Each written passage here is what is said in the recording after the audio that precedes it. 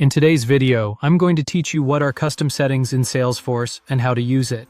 Custom settings let you store app configuration data in Salesforce so it can be reused without hard-coding values.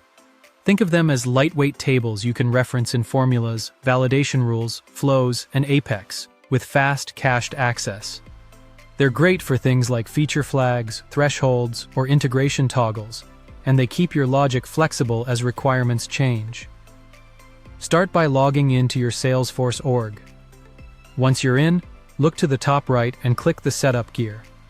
From there, open Advanced Setup to jump into the full admin experience. If your screen looks a bit different, that's okay. Just make sure you're in the main setup area.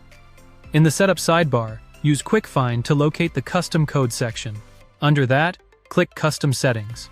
This page lists existing settings and is the hub for organizing and finding them efficiently. Next, click Create New View. A view is simply a saved list configuration. It helps you filter and display custom settings in a way that speeds up your daily work, especially in larger orgs. Give your view a clear view name and confirm the view. Unique name looks good.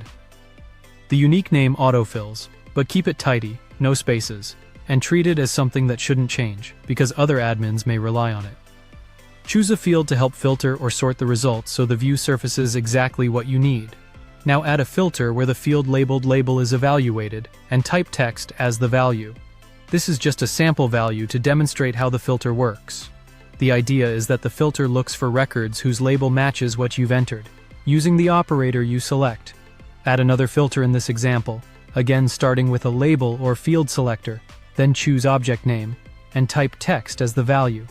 This narrows the list to settings tied to a specific object name that matches the text you provide. In your real org, replace text with the actual label or object name you care about.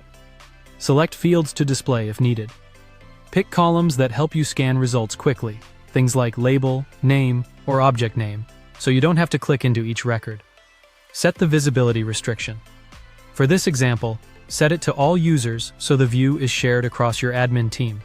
Use private visibility when you're prototyping or working on something sensitive. Finally, click Save. You now have a clean, reusable view for custom settings, making configuration work faster and more consistent. Thanks for watching, and don't forget to subscribe for more.